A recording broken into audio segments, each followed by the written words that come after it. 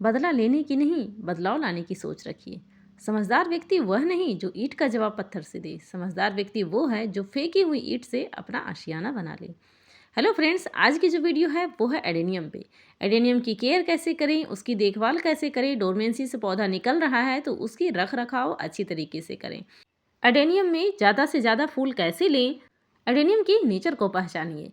मौसम बदल रहा है, इसकी कुछ खास केयर कर लेते हैं तो बहुत ज़्यादा आपको परेशानी नहीं होगी। थोड़ी थोड़ी केयर जब कर लीजिएगा ना तो ये गर्मी में, पूरे गर्मी में ये फ्लावरिंग करता रहेगा, रेगुलर ही करता रहेगा। लास्ट फरवरी से जब इसमें फ्लावरिंग स्टार्ट हो जाएगी ना कुछ खास केयर के साथ, तो इसमें रेगुलर फ्लावरिंग चलती रहती है और ये पूरी सर्दी गर्मी बरसात पूरी अच्छी तरीके से फ्लावरिंग करती है। इसमें ग्रोथ भी अच्छी होगी।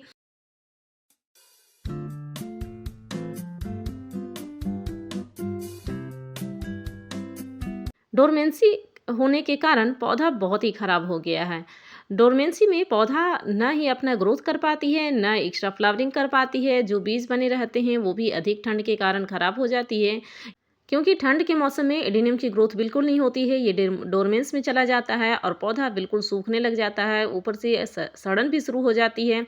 तो आप देख रहे हैं इसमें पत्तियां बहुत सारी सब भूरी हो गई हैं, सभी अपने आप ही झड़ रही हैं पत्तियां। तो सभी पत्तियों को इस तरह से निकाल दें, क्योंकि एडेनियम इस टाइम पे अब ग्रोथ पे आने वाला है, क्योंकि मौसम चेंज हो रहा है। मौसम के अनुसार एडेनियम में ग्रोथ भी होगी, तो इसकी कुछ खास केयर कर लेते हैं। पहले जितनी भी भूरी पत्तियां हैं जो अपने आप गिर रही हैं डोरमेंस के बाद पत्तियां, क्योंकि अब ये स्टेज है जो ग्रोथ होगा एडेनियम का, और अच्छी केयर इसको करना बहुत ही ज़रूरी है। क्योंकि डोरमेंस से पौधा निकलने के बाद इसकी केयर करना बहुत ही ज़रूरी होता है, नहीं तो पौधा खराब हो जाता है। कई बार ऐसा होता है कि हम पौधे पर ध्यान नहीं दे पाते हैं और पौधा धीरे धीरे सड़न क्योंकि स्टार्ट हो जाती है ओस के कारण एडेनियम की, और वो सड़न धीरे धीरे पूरे पौधे को नुकसान पहुंचा देता है।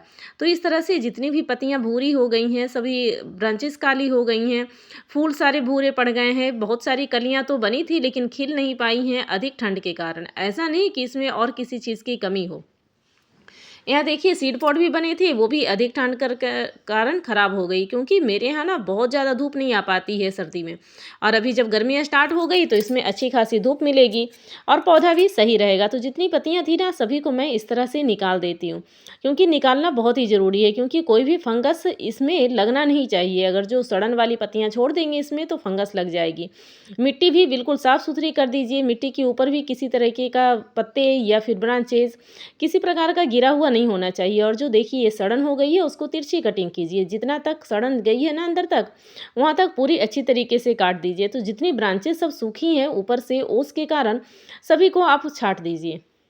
आप चाहते हैं तो इस टाइम पे एडेनियम की कटिंग भी लगा सकते हैं, लेकिन इस बार ना मैं एडेनियम की कटिंग नहीं लगाने वाली हूँ, क्योंकि बहुत ज़्यादा एडेनियम के पौधे हो गए हैं और बहुत ज़्यादा केयर करना बहुत मुश्किल हो जाता है, क्योंकि जितने ज़्यादा पौधे होते हैं उतनी ज़्यादा केयर करनी पड़ती है। तो इस बार मैं कटिंग नहीं निकाल रही हूँ, क्योंकि कटिंग निकालने के बाद आप कटिंग लगाइएगा ज़रूर। अगर जो आपके पौधे में कटिंग निकल रही है तो आप कटिंग निकाल कर कटिंग ज़रूर लगाइएगा। और इस तरह से आप देखिए कि मिट्टी इसकी कितनी भुरभुरी है। सभी को नीचे से गुड़ाई कर देते हैं, क्योंकि पौधों की जड़ों में हवा को पहुंचना, ऑक्सीजन का पहुंचना बहुत ज़रूरी है। तो इस तरह से आप देख रहे हैं कि ये छोटी सी सीजर की सहायता से मैं गुड़ाई की हूँ, तो बहुत अच्छी तरीके से इसमें गुड़ाई हो गई। क्योंकि मैं ना मिट्टी हमेशा वेल ड्रेन बनाती हूँ, क्योंकि एडेनियम के पौधे का जो मिट्टी होता है इसमें पानी बिल्कुल भी रुकना नहीं चाहिए। अगर जो पानी रुक जाता है ना तो जड़ों में सड़न शुरू हो जाती है। तो यहाँ पर देख रहे हैं आप अच्छी तरीके से मैं यहाँ सीजर की सहायता से गुड़ाई कर दे रही हूँ। थोड़ा थोड़ा ही करी हूँ तो ये अच्छे तरीके से ये गुड़ाई हो चुकी है। और ध्यान रखिएगा बिल्कुल जड़ के पास गुड़ाई ना कीजिएगा।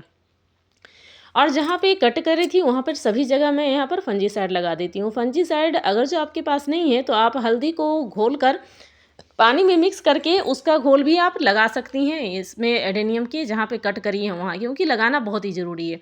अगर नहीं लगाइएगा ना तो धीरे धीरे गलने लगेगी ब्रांचेज और सारा का सारा एडेनियम आपका ख़राब हो जाएगा। इसीलिए कटी हुई ब्रांचेज पे फंजीसाइड लगाना बहुत ही ज़रूरी है। नहीं है तो आप हल्दी का लेप तो कर ही सकते हैं। तो इस तरह से आप देख रहे हैं जैसे मैंने मिट्टी गुड़ाई की थी तो नीचे जड़ों में भी मैंने यहाँ पर फंजीसाइड अच्छी तरीके से डाल देती हूँ, क्योंकि जड़ का भी फंगस अगर जो कुछ लगा होगा तो ये हट जाएगा। अभी मैं थोड़े दिन पहले ही रिपोर्टिंग करी थी ना, मेरी मजबूरी हो गई थी, वो भी वीडियो में आपके साथ शेयर करी थी। अगर आप रिपोर्टिंग नहीं किए हैं एडेनियम का थोड़े दिन पहले, तो अभी आप रिपोर्टिंग ज़रूर कर लें, क्योंकि इस टाइम पे रिपोर्टिंग करना बहुत ही ज़रूरी है। डोरमेंसी के बाद जब पौधा निकलता है, तो इसकी जड़ों को चेक करना बहुत ही ज़रूरी है। इसकी जड़ कई बार ना फंगस लग जाती है और हमें पता ही नहीं चल पाता है, तो ये खराब हो जाता है। मेरी थोड़े दिन पहले मजबूरी हो गई थी, दिसंबर में मैंने इसकी रिपोर्टिंग कर ली एट ए टाइम पे, क्योंकि इसका प्लांटर बहुत छोटा पड़ रहा था और इसकी ग्रोथ बिल्कुल रुक सी गई थी, तो बड़ा प्लांटर इसको देना बहुत ही ज़रूरी था। तो वैसे तो मैं डोरमेंसी में नहीं करती हूँ, लेकिन इसकी प्लांटर भी टूट गई थी, तो मुझे मजबूरी बस इसका करना पड़ा। आपके साथ तो वीडियो शेयर की ही थी।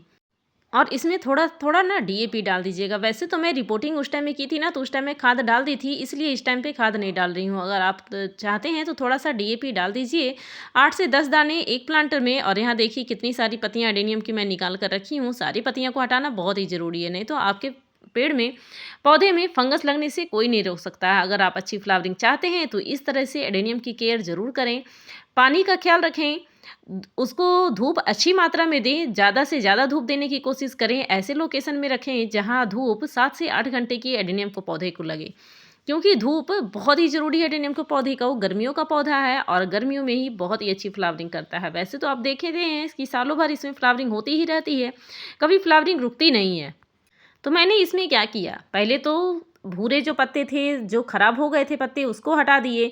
फिर उसको मैंने रिपोर्ट कर दिए। अगर जो आप रिपोर्ट कर रही हैं तो रिपोर्ट भी कर दीजिए, अच्छी तरीके से जड़ को चेक कर लीजिए, सड़न गलन है तो उसको हटा दीजिए। फंजीसाइड लगाइए जहाँ पे आप कट की हैं, कटिंग लगाइए। और फिर जड़ों की जहाँ गुड़ाई किए हैं वहाँ भी फंजीसाइड डालिए, खाद डालिए। इन सभी बातों का ध्यान रखना बहुत ही ज़रूरी है। जैसे ही आप इन सब सारी बातों का ध्यान रखिएगा और टाइम टू टाइम चेक करते रहिए कि कहीं कोई प्रॉब्लम तो नहीं हो रहा है एडेनियम के पौधे में। अगर जैसे ही कुछ प्रॉब्लम आपको दिखे, वहाँ से तुरंत उसका इलाज कर दीजिए। अगर जो ऊपर से सड़न हो रही है, तो ऊपर से काट कर हटा दीजिए। अगर कुछ भी नहीं समझ में आ रहा है, तो आप रूट चेक कर लीजिए। रूट तो ज़रूर चेक कीजिए इस टाइम पे, क्योंकि ये पौधा डोरमेंस से बाहर आया है और जड़ को चेक करना बहुत ही ज़रूरी है। कहीं भी फंगस वगैरह लगा हो, कहीं भी सड़न सुई हो, शुरू हो गई हो, तो उसे काट कर हटा दीजिए और तुरंत में फंजीसाइड लगाइए। फंजीसाइड नहीं है तो हल्दी लगाइए। तो इस तरह से आप केयर करेंगे ना पौधों को, पूरी गर्मी ये फ्लावरिंग करता रहेगा। लास्ट फरवरी से ही इसमें कलियाँ बनने शुरू हो जाएगी, क्योंकि ये ग्रोथ पीरियड शुरू हो गया है। इसमें इसको अच्छी खासी धूप मिलने लगी है, तो पौधा बिल्कुल इसी तरीके से लहराता हुआ, मुस्कुराता हुआ बहुत ही प्यारा लगता है। तो आप भी इस तरह से एडेनियम की केयर ज़रूर करें, तो फिर भी आपका पौधा बहुत ही अच्छा होगा, बहुत ही खुश रहेगा और इसमें सीड पॉट भी बनने लगेंगे। तो आपको वीडियो कैसी लगी है? वीडियो के लास्ट तक बने रहने के लिए आपका बहुत बहुत धन्यवाद। Thank you friend, thanks for watching.